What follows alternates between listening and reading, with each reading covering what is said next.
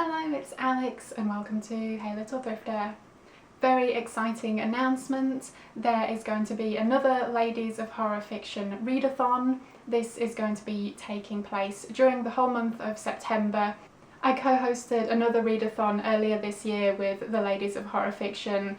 That one was back in February to celebrate Women in Horror Month. And now I'm teaming up again with the wonderful Ladies of Horror Fiction.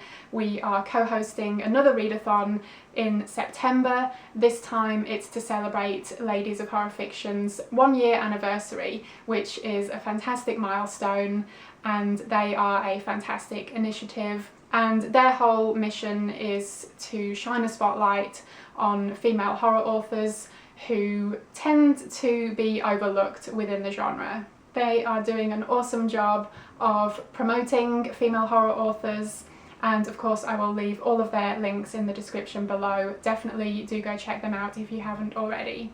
So the upcoming readathon is taking place during the whole month of September, and in this video I wanted to go through the prompts and also tell you what I'm going to be reading for each one. And of course all of the prompts relate to female horror authors, and number one is to read a book by an indie author.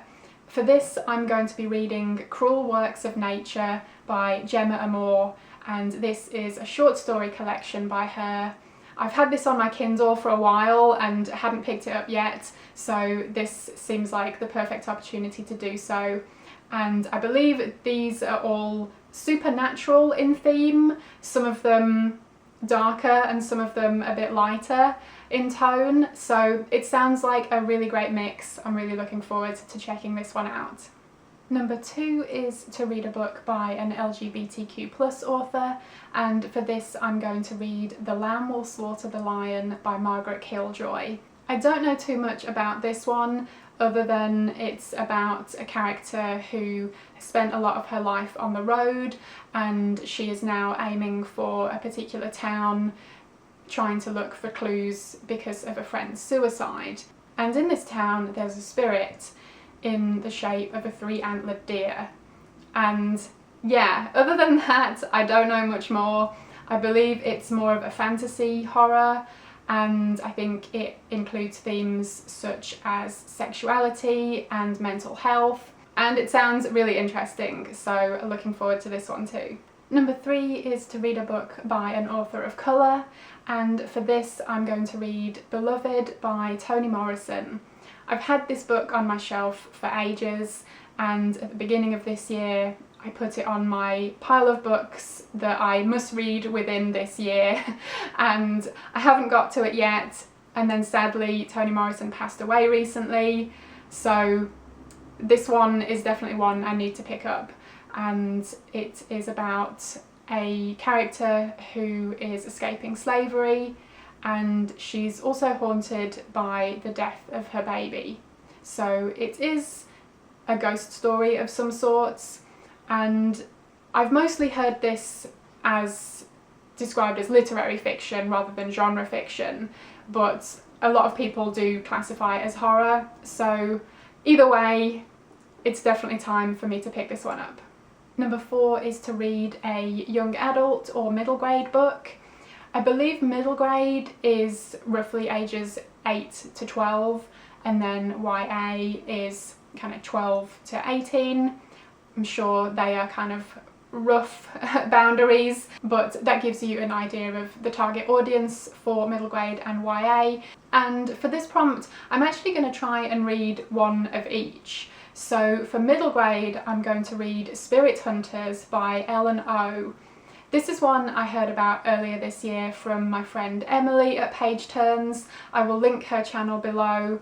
In fact, I will link her review video for this book because that's what made me want to read it. This is about a girl called Harper. She and her family move into a new home, which appears to be haunted. So always a great setup for a story, and I'm really looking forward to this one. I also want to read a YA novel for this prompt. The prompt is middle grade or YA, so feel free to just pick one of the two, but I feel like going crazy and reading one of each. So for YA I'm going to read a point horror book, of course, any excuse, and I'm going to read The Surfer by Linda Cargill. And this is one that I never had as a kid. It's one I picked up in more recent years. This is about a girl called Jessie. She witnesses a surfer in the sea go underwater and not come back up. And shortly after that, there's this mysterious new girl in town, and Jessie starts to think that maybe she is the surfer back from the dead. And number 5 is to read a translated book or a book set in another country. For this, I'm going to read I Remember You by Yrsa Sigurdardottir. It's a great name, I really like saying it, Sigurdardottir. Try it. She is an Icelandic author, so this is a translated work, and it is also set in Iceland, so I'm ticking both options here. And this is about a group of friends who are renovating a house in a really remote location, and it seems that there's some kind of presence there that doesn't want them to be there. So this one sounds super creepy and I can't wait to check it out. So those are the 5 prompts. If you would like to join in, I would love to hear about what you're going to be reading. If you'd like to join in but don't want to do any of those particular prompts, that's totally fine. Picking up any lady of horror fiction book would be fantastic, and again, I would love to hear what you're going to be reading. If you also make videos and you do any kind of video related to this readathon, please let me know so I can go check it out. I'm really excited for all of the books I have chosen, and in addition to those, if I have time during September, I would also like to add a couple more into the mix. And I of course picked a couple of vintage novels from my shelves. I really want to get to Skin by Kathe Koja before too long. This will be my 3rd of hers. So far, The Cipher and Bad Brains have been 5-star reads for me, so naturally I have pretty high hopes for this one. And also, if I get time, I would like to pick up Home Sweet Home by Ruby Jean Jensen. This will be my 2nd of hers.